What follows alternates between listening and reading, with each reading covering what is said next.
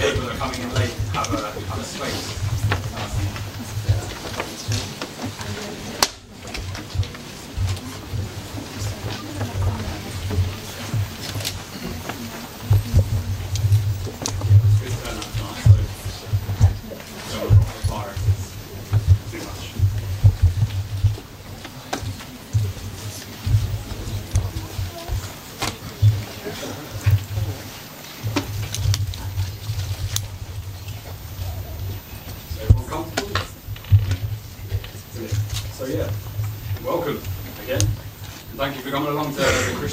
Society's first event of the year, and as you can already tell, we're starting off with a very special event.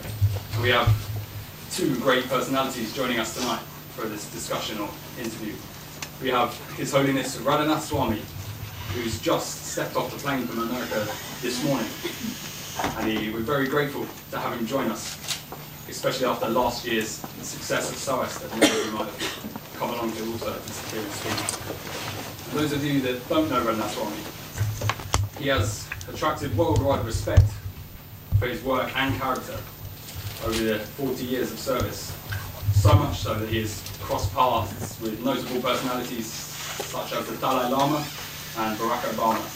If any of you got the flyer, you probably already know that. As the spiritual leader of the Krishna consciousness movement, he's also the driving force behind many social initiatives such as the Varshana Eye Camp and the midday meal food program in Mumbai in India, which daily serves over 250,000 plates of food to the children of the slums of Mumbai. So those of you that had an idea about the food queue every day outside SOAS, kind of dwarfs that. And whilst in the UK for his brief tour, Radhanath Swami will be visiting Oxford and also Cambridge universities, among many other institutions, but we're graced to have him come here to SOAS first today, so that's very special. And we'd also just like to extend our gratitude to our very own Professor Chan, who will be hosting Radhanath Swami on our behalf and on SOAS's behalf, as well as sharing some words of wisdom himself tonight. And Professor Chan, as some of you probably already know, he's been involved in philanthropic work in Africa for almost 30 years. In 2001, he established a foundation which assists young martial arts students across the continent, but specifically in Zambia and Zimbabwe. Along with this, he's balanced a very impressive academic output, and his presence has created a lot of excitement here today, so we're looking forward to hearing from both of you. And I'm just going to quickly run through the schedule of the event tonight, so everyone knows what to expect. Firstly, Radhanath Swami and Professor Chan are going to just share some of their realizations from their personal experience, just regarding the necessity of adopting spiritual consciousness and the tangible benefits that can be perceived on an individual, societal and a worldwide level when this is achieved. And then after this, Professor Chan will begin the interview with Radhanath Swami, following on from these topics. And then after this, he will open up the forum to include you. So if anyone has any questions that they would like to put forward to Radhanath Swami, we encourage you to please take this opportunity, this rare opportunity. We don't actually have any microphones, so if you have a question, make sure you extend it to the whole auditorium.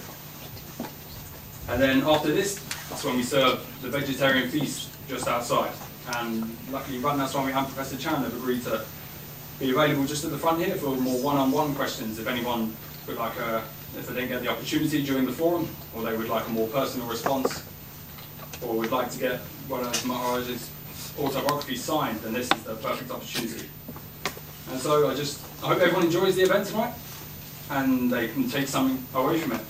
And everyone can just join me in welcoming Radhanath Swami and Professor Chan.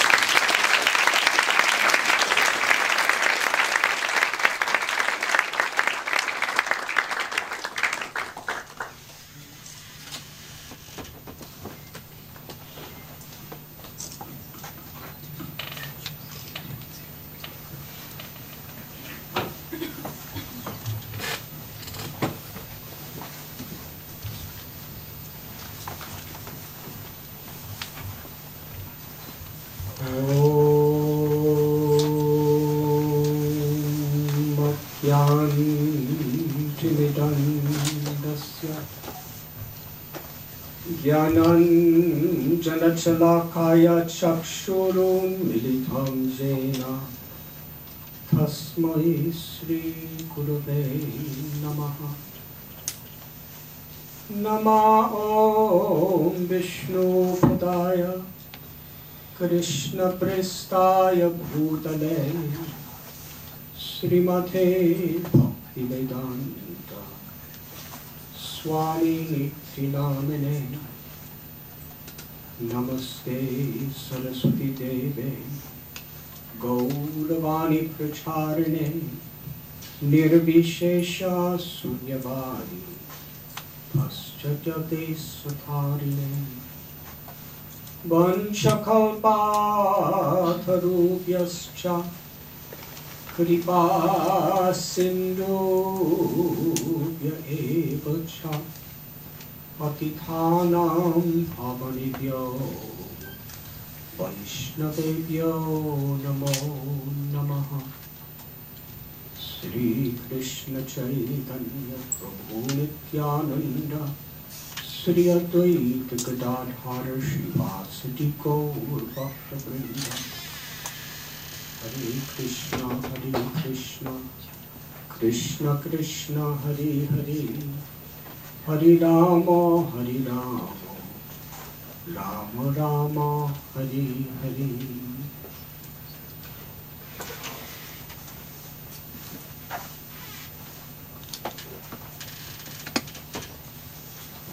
Honored and grateful to be with all of you this evening.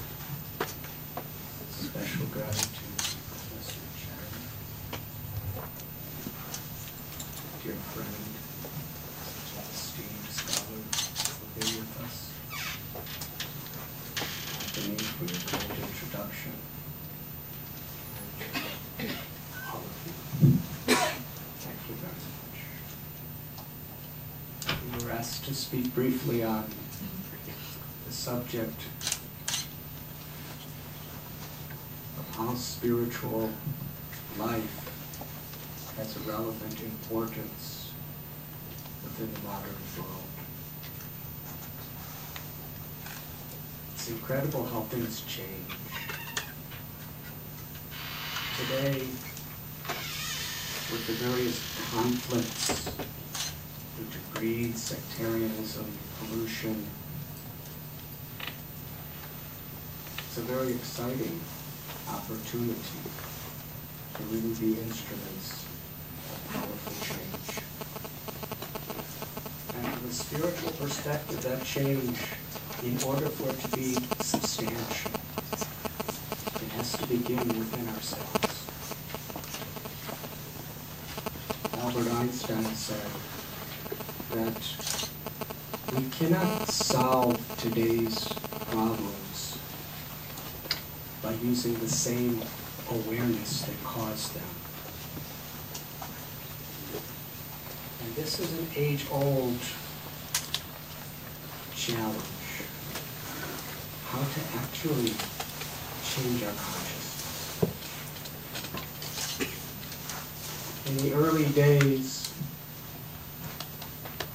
thousands of years ago, in India, other places, scriptures were sketched into palm leaves. And it was extremely rare to get something like that. And the only way people would learn is holy people would just walk along dusty pathways with a little bag of these palm leaves and go town to town, village to village, and teach people. That was the only access there was. And there was tremendous transformations in society. How things change. Just yesterday I was with my father. He's 89 years old. And he was telling me in his childhood there was no such thing as television. To make a phone call, you'd have to go to the corner drugstore and turn a crank. get an operator and you tell her where you want to call, and for a local number she would have to take a cord and push it into the hole where that phone number was. Just in one lifetime, what's happened to this world? Now with satellite TV, with internet, with telecommunications, with cellular phones, it's absolutely incredible what technology has done. And this technology could be utilized for very, very positive purposes. But a serious question that I think we all have to really ask is there a need to step back and see what's really happening to the values of the human consciousness?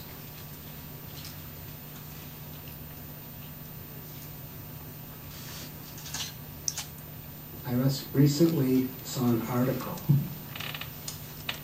in a health journal which explained the #1 cause now of injury-related deaths in America is suicide. It has actually gone beyond automobile accidents, which is #2. And #3 is drug-related deaths.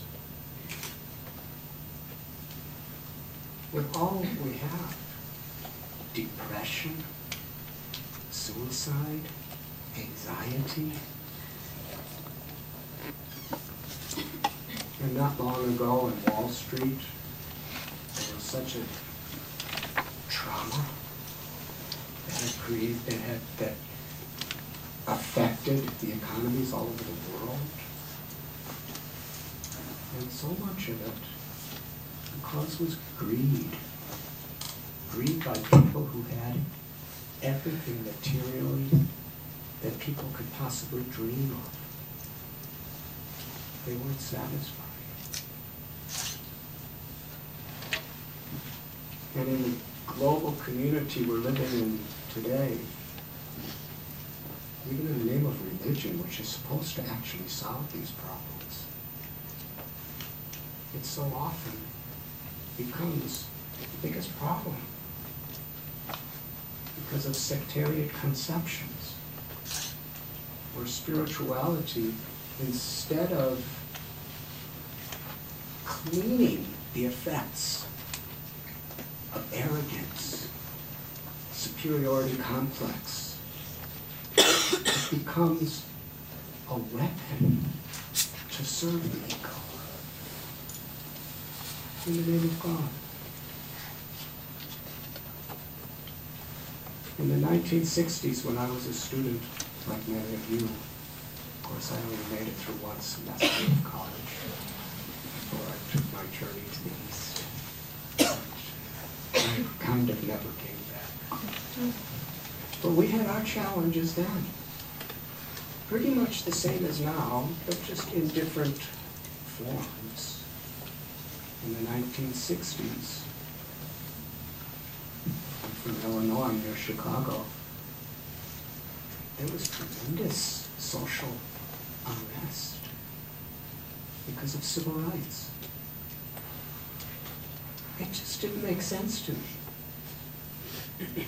My father was a struggling middle-class person who went through bankruptcy twice. But still, somehow or other, we had what we needed. But just a few miles away, in the ghettos of Chicago, people who had a different color skin, they were in poverty. And although the U.S. Constitution and all we learned in schools was teaching us that there's freedom and justice for all, there was no equal opportunity for such people. If you're born in the ghetto, it's 95% you will live and die in the ghetto. So much prejudice. Didn't make sense.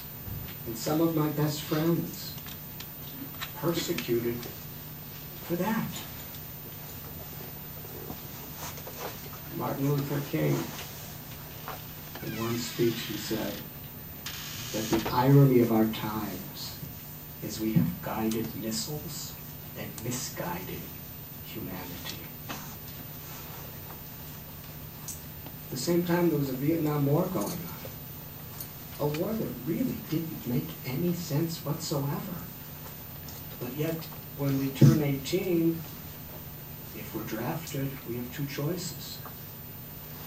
Go to war or go to jail.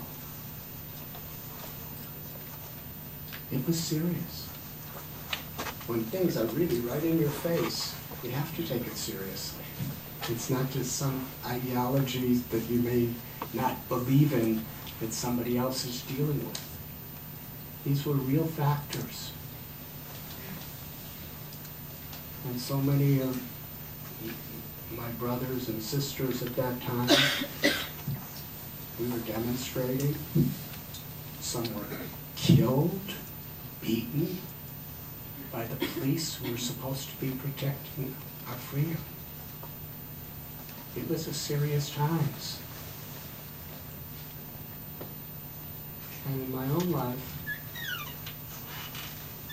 I just couldn't go along with such apparent contradiction and hypocrisy.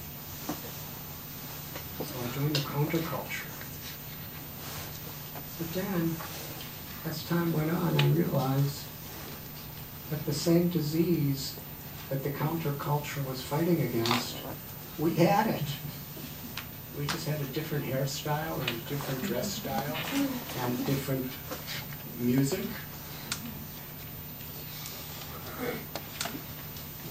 And then I realized the only real solution has to be changing our own hearts. The world needs compassion. The world needs to see the universal spirit of how life is sacred in whatever form it takes. I remember once I was speaking to the Minister of the Environment for India, and she challenged me, Maneka Gandhi, what are you holy people, you sadhus, doing for the environment? The rivers are polluted, the oceans are polluted, the earth is polluted, the air is polluted, and you're sitting around and chanting and meditating, praying. What are you doing? She was an activist. I was actually very thrilled with her enthusiasm. And a little crowd was gathered around, just sitting at an airport, trying to mind my own business.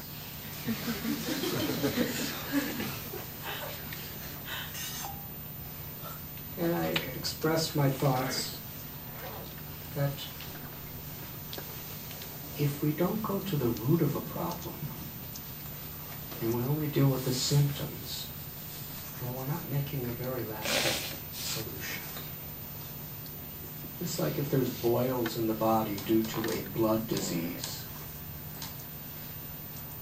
It's necessary that we deal with the boil by putting some salve and compress, whatever. But however many times we do that, there'll be more and more and more boils coming unless we go to the root cause, purifying the blood. So what is the root cause of all these problems in this world? The pollution of the air and the sky and the earth is simply a manifestation of the pollution within our hearts. Greed, arrogance, insatiable passions for power, for wealth, envy, anger, so many illusions.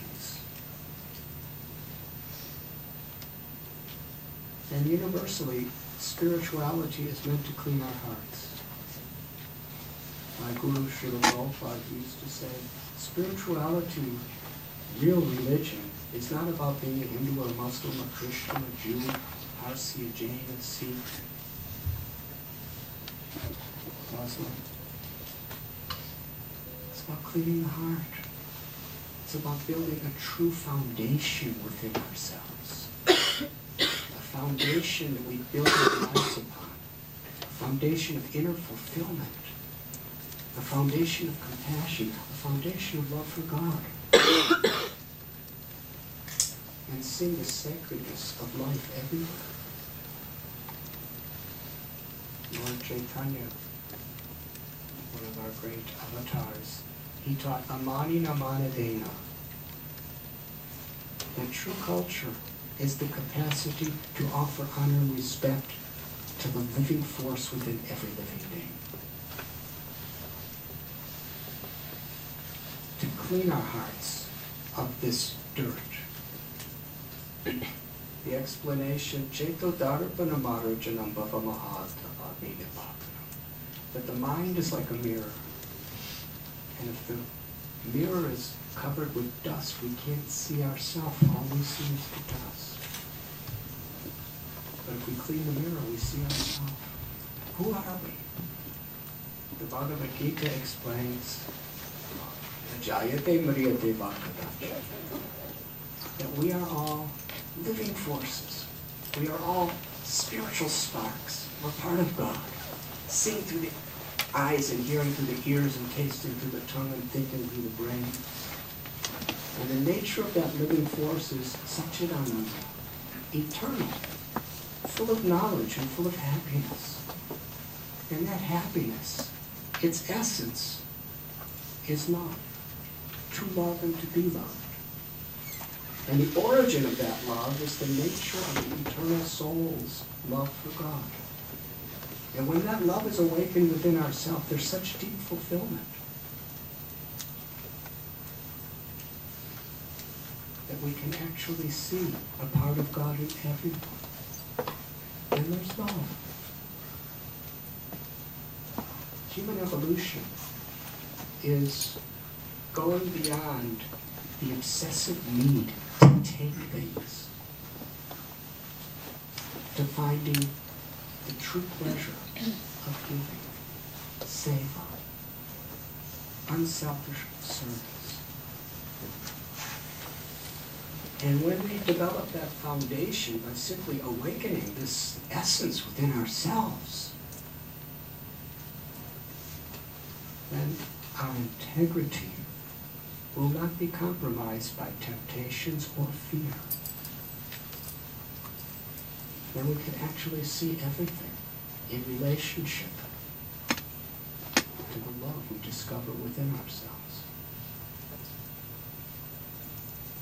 That's the principle of real spirituality. And that's the age-old universal solution if we actually follow our spirituality for that purpose. Gandhi said, be the change you want to see in the world. I'll just tell a little story. One time, I was sitting on the bank of a river Ganges, and this hawk, gigantic hawk. I'm thinking of this story because Professor Chan was just telling me about his visit to Ethiopia, where instead of seeing sparrows flying around at sunset, there's hundreds of eagles that are soaring through the air. And there was this very large hawk. His wings were expanded. He was getting flying lower, lower, lower until he was just a few feet above my head. I was all alone. I was getting a little worried. As I looked up, he had a really sharp beak. He was big, and I'm pretty small. Suddenly, right in the river. And he went underwater. I was wondering, what's he doing? I saw splashes and splashes and splashes, and I'm watching. And he emerged from under the water with a fish in his claws, flapping desperately. At the beginning, I was kind of thinking, I'm kind of glad it's him instead of me. then I kind of transcended that human reaction. And I looked at that little fish, because it was only a few feet away from me, and his eyes were so bewildered. And he was absolutely shocked, that little fish. He was flapping and flapping in desperation. And the hawk took the fish higher and higher and went off into the forest. And I was thinking that fish was obviously just going about its day like any other day. Swimming upstream, downstream, probably with friends and family members, playing, looking for food, whatever else fishes do. So many fish means they think of other stuff too. Just going about its day, when suddenly the hawk faded. Into out of its complacence. And then I was thinking, what a lesson that is to all of us. We read about it in newspapers, we see it on television, we learn about it from even our friends and loved ones, how at any moment things could change.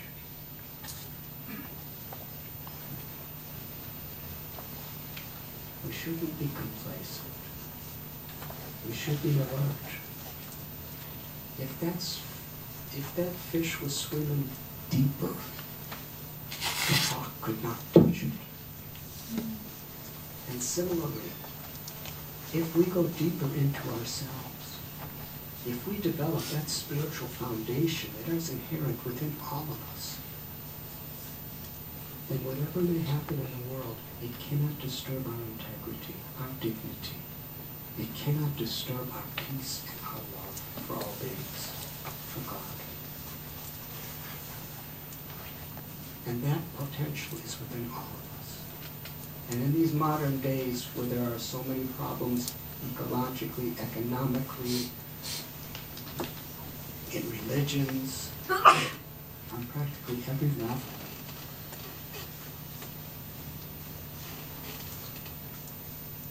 the real revolution is a revolution within. In my own tradition, we chant God's names and try to live with character for the purpose of cleaning the mirror of our heart and going deeper and deeper and deeper. And students are the future of the world. It's really the time when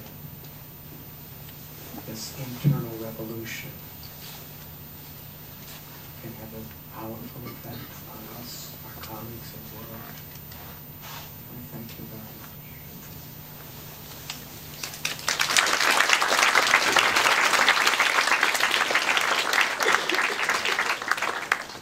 Such an honor to be with Professor Swami. My honor to be with you, Swami Ji. Whenever I hear you speak, I feel profoundly moved. And one of the questions that always comes to my mind is whether or not I have in some way taken a wrong path in my life. Because we have many similarities of background. We're both children of the 60s. And we did the demonstrations of the 60s that I also was a street fighting man. The police and I did not get on very well at all. And I also took myself off to wander in different parts of the world, eventually fetching up here in this country. But most of my early years, late 20s, throughout most of my 30s, I was involved in peacekeeping work in the conflicts of Africa. And it was only after that that I became an academic, and eventually wound up here at SOAS. And I'm very much reminded of this not only because of continuing violence in not just Africa, but many countries of the world today, but just this last weekend, there was a very peculiar reunion of a number of people that I'd known when they too were younger. And these had been guerrilla fighters from various liberation struggles in Africa. And we all met at the Konrad Adenauer villa in Lake Como. There was a special meeting arranged just so that these people could get together again. Many of them I've seen many, many years ago when they were still in camouflage fatigues, still fighting, still struggling for something, which probably left them very little time for spiritual fulfillment. And now they're all young ministers, ambassadors, and in a worldly sense would be regarded as very successful. And yet they're consumed by the struggles of trying to do something for their countries, consumed by an inner struggle of somehow keeping their integrity and not becoming corrupt, which is so easy to do in many of these situations. Some of them feel that they're being successful or on the path to success, and many of them are fully able to admit that they've been failures. But I'm wondering how one reconciles lives like that with the kinds of lives that we're talking about in terms of being able to dedicate ourselves, our consciousness, to polish the mirror of our minds and our hearts for the sake of inner peace, and to spread the message and the whole ethos of non-corruption in the world, starting with ourselves. How possible it is, if you are involved in the great struggles of the world, to keep your mirror free of dust, not to mention free of so many other things. And I wanted to make these comments at the very beginning to try to introduce some conversation precisely about this. The students here at SOAS come from 120 nationalities, and that's a pretty high percentage of nationalities for such a small university. And traditionally, they've always been, Swamiji, very much involved in the great issues of the day. They're idealistic. They want to become better people in exactly the way that you suggested, that each of us should try to become a better person. But they also want to become involved in the struggles of the world because they see injustice. And so the compassion that they direct outwards, I wonder to what extent that corrupts the possibility of development inwards. And I think that's a tension that all of us have to face in life. I think that one of the great things that I really, really admire about the Krishna consciousness people is precisely because despite how many people view the Krishna consciousness people, and they're actually always involved in some kind of outward manifestation of trying to assist and to be very, very actively compassionate to others in the world. The example of the feeding people in Indian cities, hundreds of thousands of plates of food on a daily, if not millions on a weekly basis. That kind of outreach, I think, is vitally important. But is it possible to do that kind of outreach, that kind of compassionate outreach, when the situation is something which is almost certainly going to compromise you? I'm thinking of a particular assignment I had at the end of the Eritrean War for liberation. There are two very, very moving experiences when I went to Eritrea to help with the reconstruction there. This was in the early 1990s. And you'll remember that Bob Geldof's Live Aid had taken place in 1984 with the great Ethiopian famine, which had affected not just Ethiopia, but Eritrea and very, very large parts of Sudan as well. And I was by the port city of Massawa, which had been totally destroyed by air attacks. There's not a stone standing on a stone. It's just total devastation. And so I went to the Red Sea, feeling very, very depressed about all of this. And a young boy fell in step with me. He spoke a bit of English and asked where I had come from. And I said I'd come from England. And he said, I hear that 8 years ago, when we had the great famine here, there was a singer in your country who tried to help us. We've got to be thinking about ways of trying to help. All of us know Bob Geldof is a loudmouth, sort of rabble-rousing, very bad-mannered, very bad rock musician. But all the same, did something very, very positive. trying to reach out to others.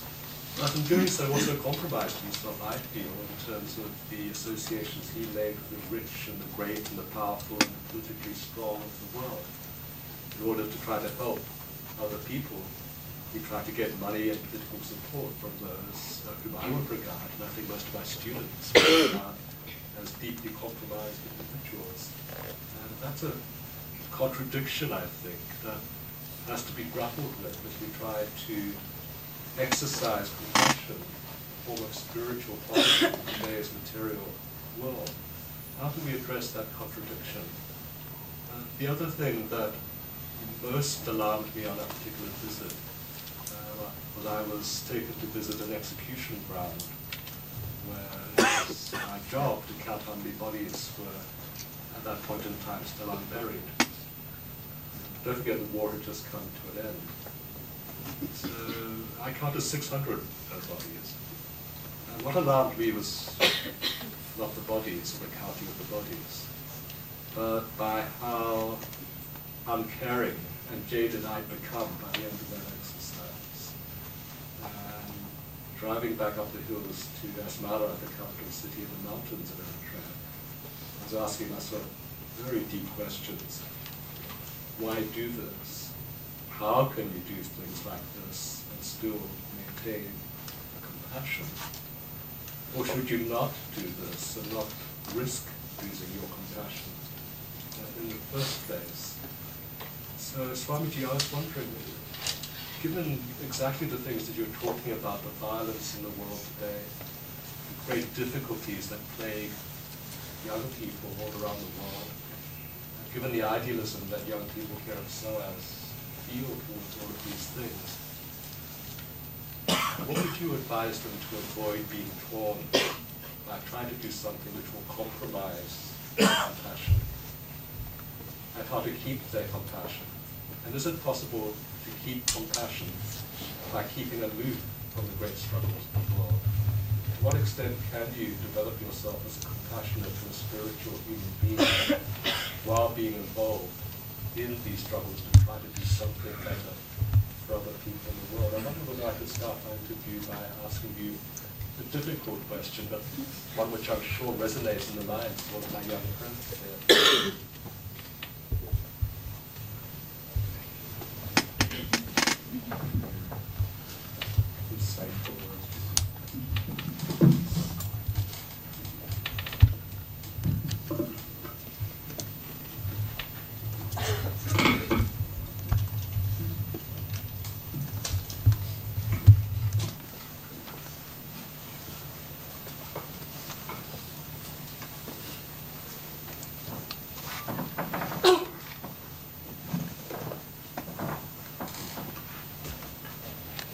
One time, a PhD student working on a thesis was interviewing my guru, Srila Prabhupada.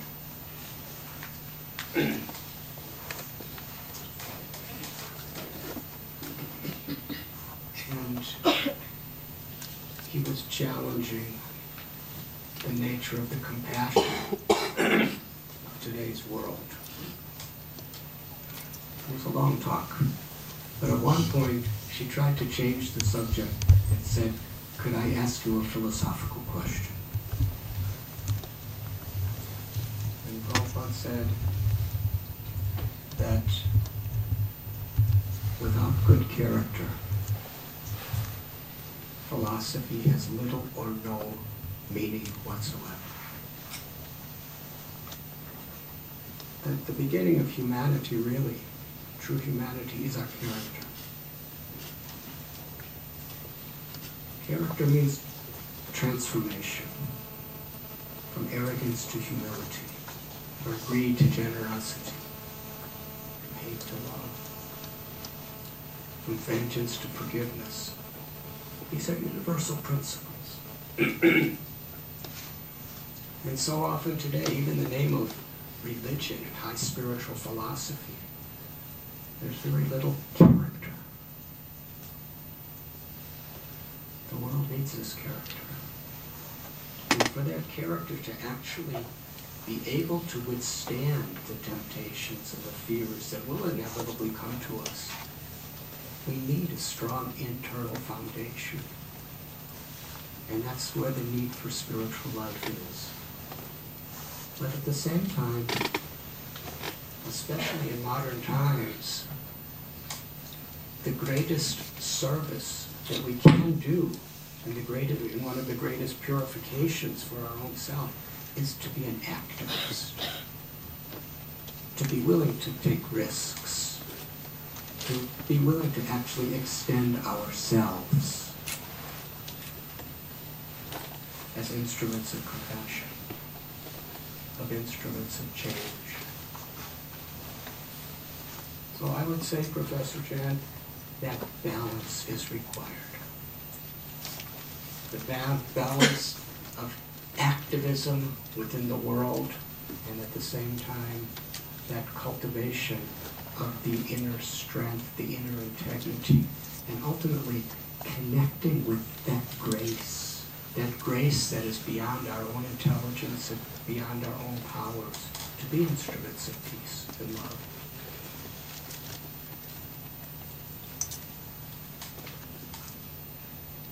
Just like when we work, somehow or other we find time to eat, and we have time to sleep.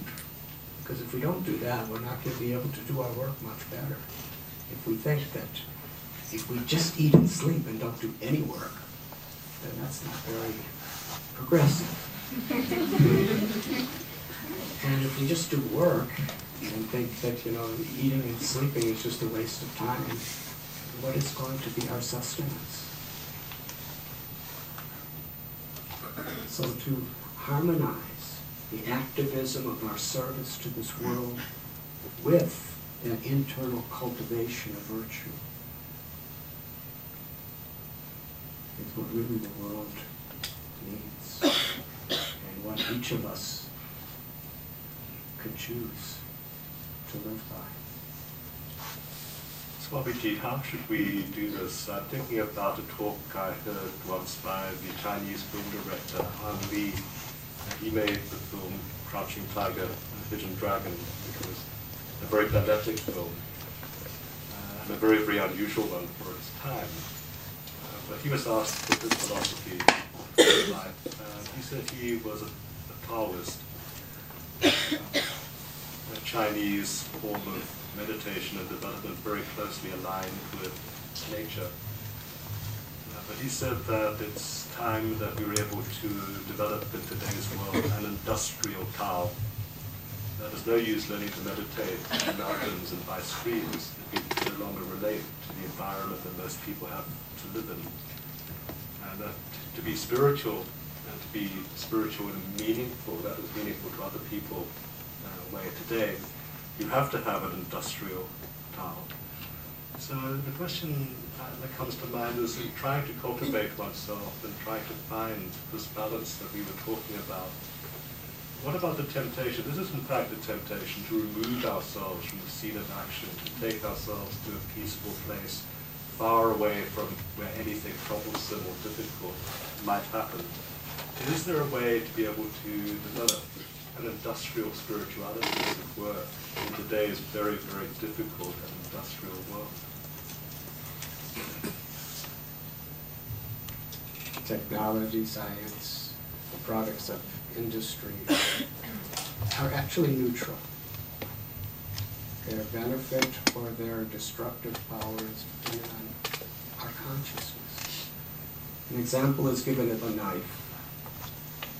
Is a knife good or bad?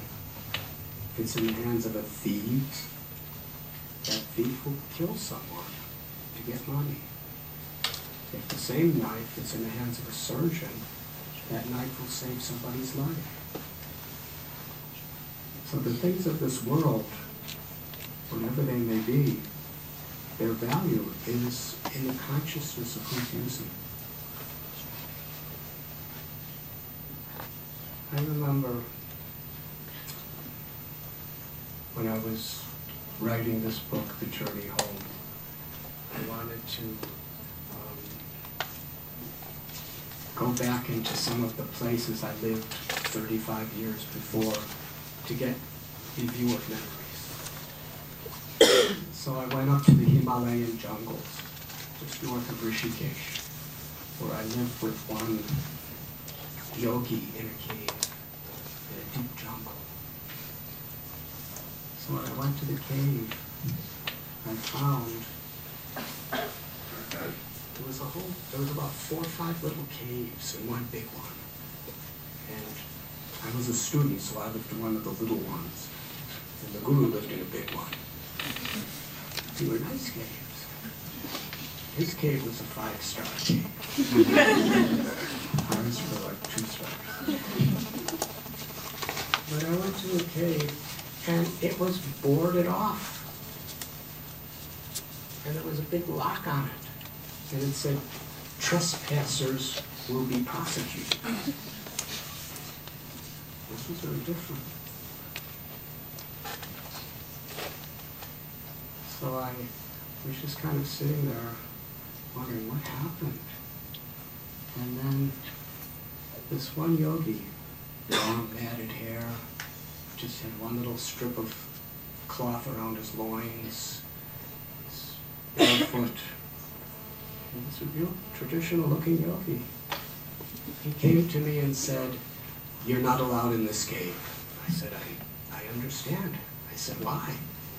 And he explained that the government forest department evicted all the yogis from their caves because they want to develop it for tourism. So all these yogis were evicted. And there was a court case. And then he looked at me and said, "But do you want to see my cave?" And I said, "Yeah." So he started, he's barefoot and he's elderly man, but he's just jumping over these mountains and I'm climbing up with him. I had somebody with me who could translate. And he had a really nice cave. Little altar, little fire pit for a sacred fire. Everything was there. And outside of his cave, he had a disciple constantly reading the Bhagavad Gita out loud. And he was showing me around. And I asked him, how is it that you're allowed to live in your cave when everybody else was evicted? He told me that he made a deal with the government. That he's an informer. That he, every day, spends a couple hours walking through the jungle, and if any other yogi tries to live in any cave, he informs the government and they go and arrest him. And for that service, he's allowed to stay in. So I was thinking, this is interesting. And then I went to the main disciple of this person who I used to live with, and I asked him, "Where is our guru? Where is your guru?" And he said that years ago, he was starting to get popular, and people were coming through the jungle to see him. And there was another yogi in another cave who couldn't tolerate people coming to see this person instead of him. So one day, when this yogi, who was getting popular, was taking water from a string, the other yogi shot him in the back and killed him. It's yogis. Politics are not yogis. And when I was talking to this disciple, he was in a government guest house, which was, when I lived with him, he was living in a jungle cave, and now he's in this government guest house in a storage room. And he was just sitting on a wooden bed, and all around him was piles and piles and piles of stuff, blankets and pots, and it was just stuff. And I asked him, "What is all this stuff?" And he said that all the other caves who got evicted they all brought all their stuff and put them in this room. And I said, well, why do you have this room? And he said, because I'm fighting the forest department in the courts. And I have a lawyer. And the lawyer told me that, you know, I have to be prepared to go to court whenever the dates are there. And I saw there was all kinds of people from America and Germany and Israel, and I was in England in this hotel, and they were playing music, and they were doing it. This poor yogi sitting there. And all of a sudden I heard this music. You know, I'm from the 60s, I'm not used to some of this modern music, and I kind of lived in caves for a long time myself. It was like this. It was very loud. And I was thinking, this poor yogi, he was living with, you know, to the sounds of birds and crickets and owls. And it just kept going, and I was thinking, you know, to fight a court case is here. And as the music was blaring, he reached over into this room full of stuff. Do you like this story? And he picked up an old burlap bag with a rope on the top of it and untied it. Then he reached in the bag, and it was this plastic bag. It was really old and shriveled up, and it was knotted on the top. And he untied it, and meanwhile, and he reached in the bag and pulled out a cell phone. And he put it to his ear and answered, Om Namah Shivaya. It was his lawyer. And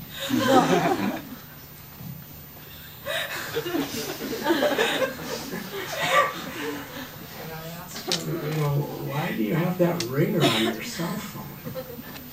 And he said, the person who gave me the cell phone was my lawyer. He was from Delhi.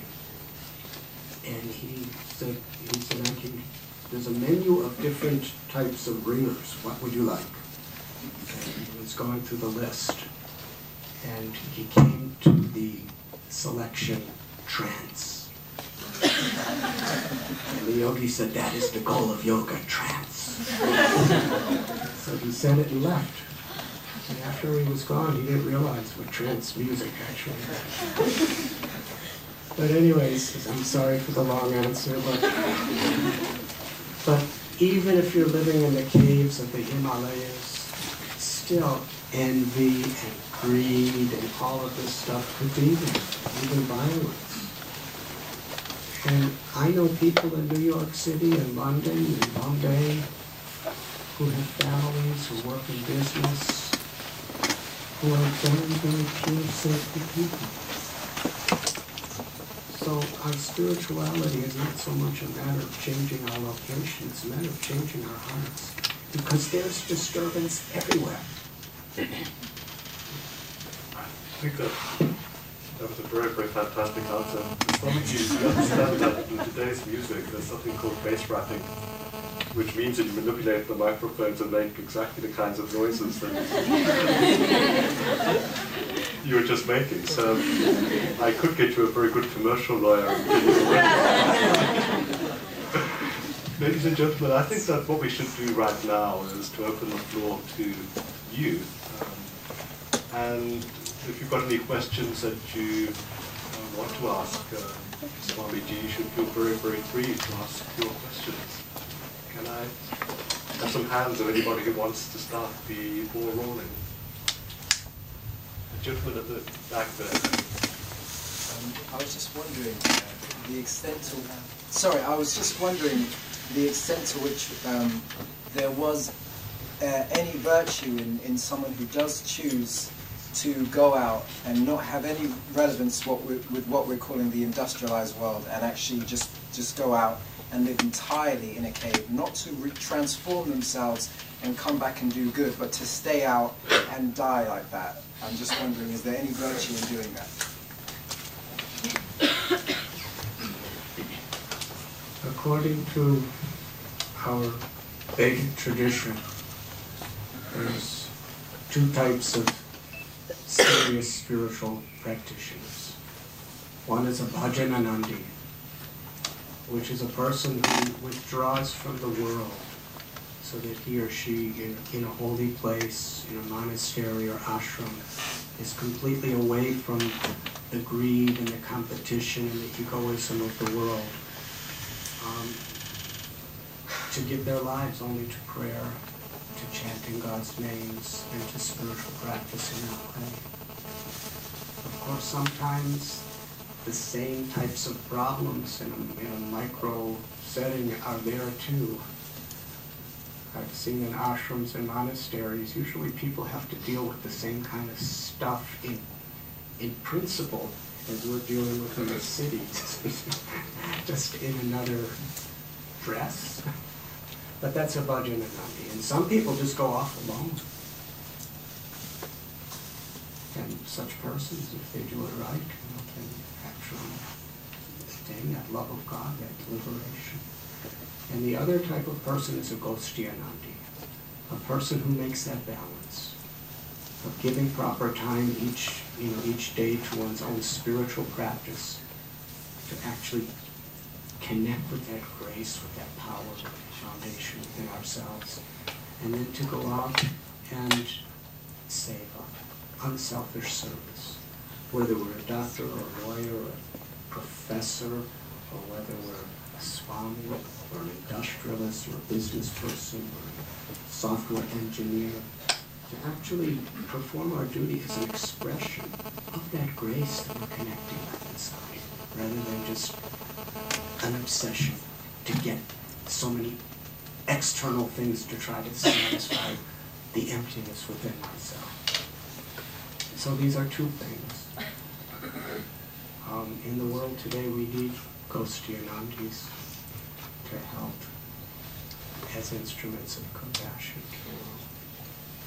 Thank you. The young lady in the center. Me? I wanted to ask you, what do you suggest to us to understand which path we should take among these two? Among the two? Well, you just said like there are different kind of way of expressing the spiritual connection. So if you can suggest us how to find our special one. If we are sincere and we associate with people who are sincere, that is revealed to us. But to be in this world but not of this world, in many ways is more difficult, but in many ways it's more practical and congenial to most people.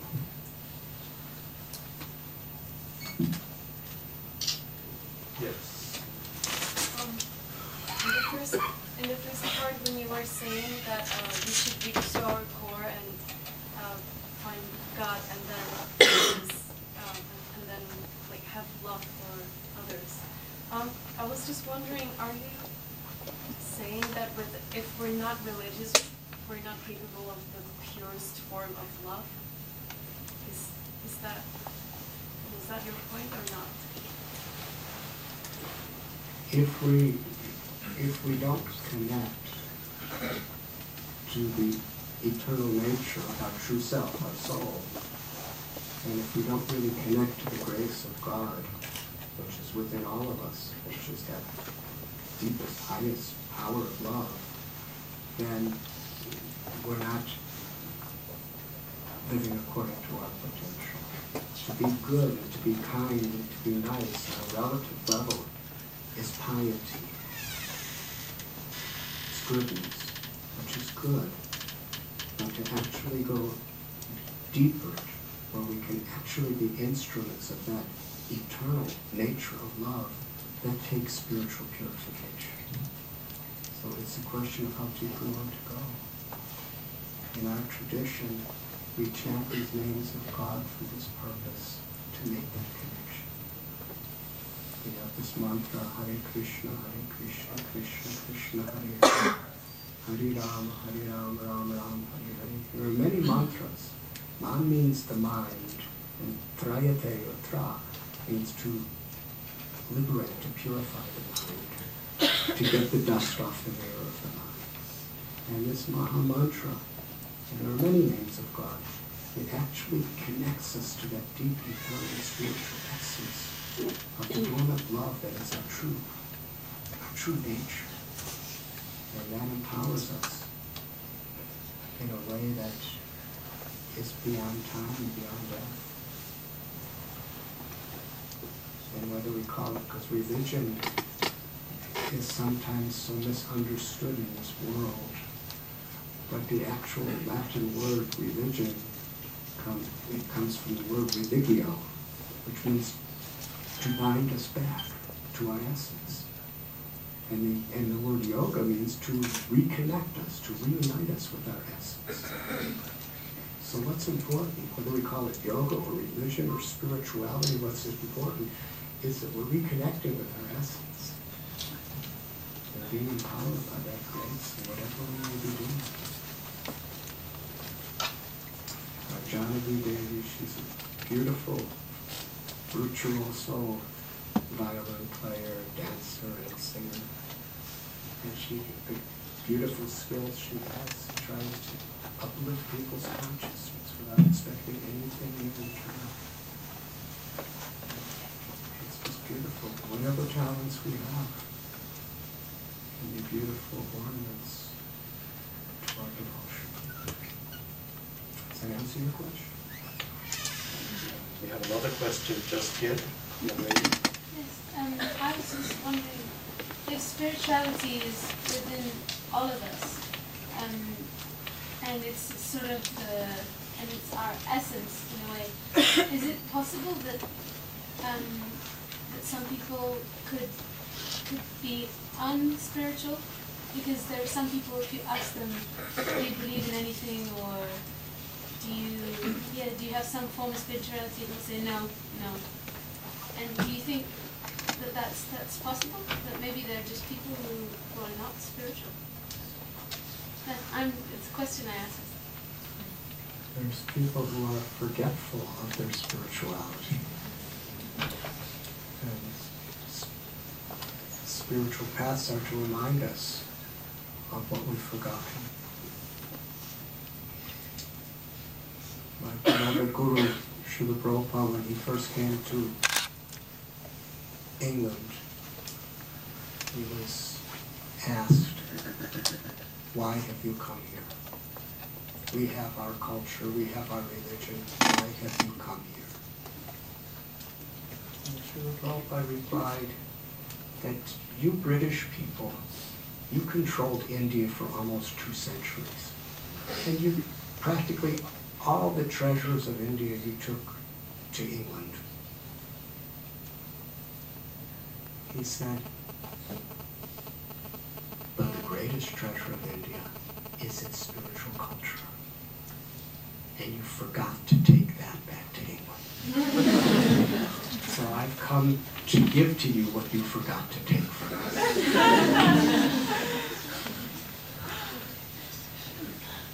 We have time for one more question, but we've had quite a number of young ladies, so we'll have this young gentleman here.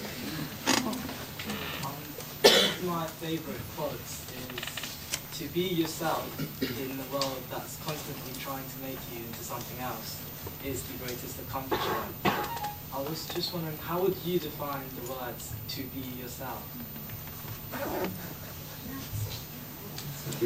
All the questions are beautiful. Thank you. We have various levels of selves. This body is our self, yes? But it's ever changing. So at one time you're a little baby, and now you're a very different body than your baby. And then the mind is a self, our thinking process. When you're a baby, you're thinking of the milk of your mother. When was the last time you thought of the milk of your mother? So now your mind is very much different. So it's always changing. So that's another self, the body, the mind. And there's also the witness that's actually experiencing life through all the changes of the body and mind. And that's the Atma. Atma means the eternal self, the true self. And to actually understand ourselves in that way is the highest truth. And the world around us could facilitate living by that virtue. Assist us in finding our true self. In a highly elevated culture or society, the way we do business, the way we do governments, the way we raise our families, it actually is in pursuance of living in harmony with our true self, with God. But unfortunately, so often in this world, for the purpose of profit and power and whatever else, there's so many ways we're trying to be exploited, discriminated, and taken away from it, distracted from it. Last year I did a similar conversation as with Professor Chan. I did with Dr. Cornell West at Princeton University. And he said something that I really liked. He said, today's world, we are constantly being bombarded by weapons of mass distraction. We're being distracted. But as the Bible says, to live in this world but not of this world means to really cultivate an awareness and help each other to cultivate that awareness of who our true self is. And then live within this world with those values. And that is an activism that can make great change. And we all have that opportunity. Because real happiness is the life of fulfillment. Fulfillment comes when we're really living the values that we hold sacred.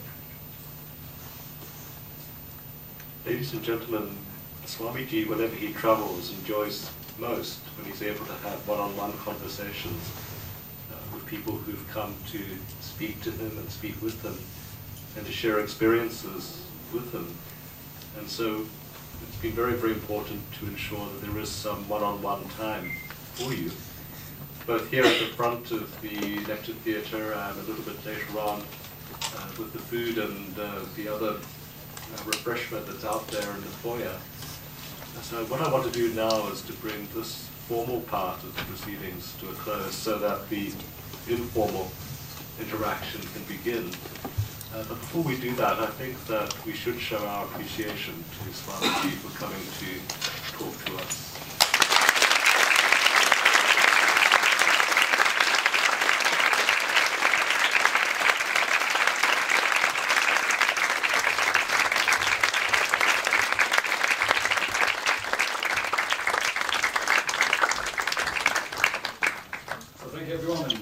Thank you very much to our two exalted guests joining us tonight. I hope everyone had an amazing time. It was really quite enlightening for me, hopefully for everyone else as well. And I hope everyone goes away with something to contemplate.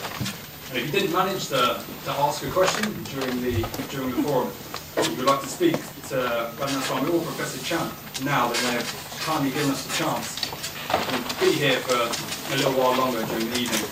So if you'd like to come up and we'll just form kind of orderly, I'm sure you'll get that quite well. And then, yeah, and you can have more of a personal one-on-one question with either of our guests. And some of you might have seen the books that we were displaying just outside before you came in. I'm also just setting up another table here, and they're actually Radhanath Swami's autobiography. So if you like hearing about his journey and his stories, and you'd like to experience more of his intimate realizations, and you can just purchase a copy for just a small contribution. We've done a special student price tonight. We've subsidised it to the units. It's just £8 for a copy tonight. And if you'd like to also get it signed by Radhanath Swami, this is probably the best and only opportunity you'll ever get. So be sure to pick up a copy. It's a truly amazing book. And I hope you won't mind, but we just took Stephen Chan's reference for the book just off the website quickly, so I'll just read it out to you Might sound quite eerie for Professor Chan, but this is what he said about the book. I greatly enjoyed this book. It shows how a man of great spiritual energy can start his adult life as a typical young rock and roller and open up his heart, mind and soul to great adventures and very great learning. The journey of Radhanath Swami is an inspiring and humanly touching one. Throughout this book, the reader never loses the impression that he is one of us. Unlike other holy men, he is not posturing as one step removed. He is teaching us because he remembers how it is to be one of us. That is why the book is touching, because he himself has remained within close touching distance. We feel it is possible to take this journey.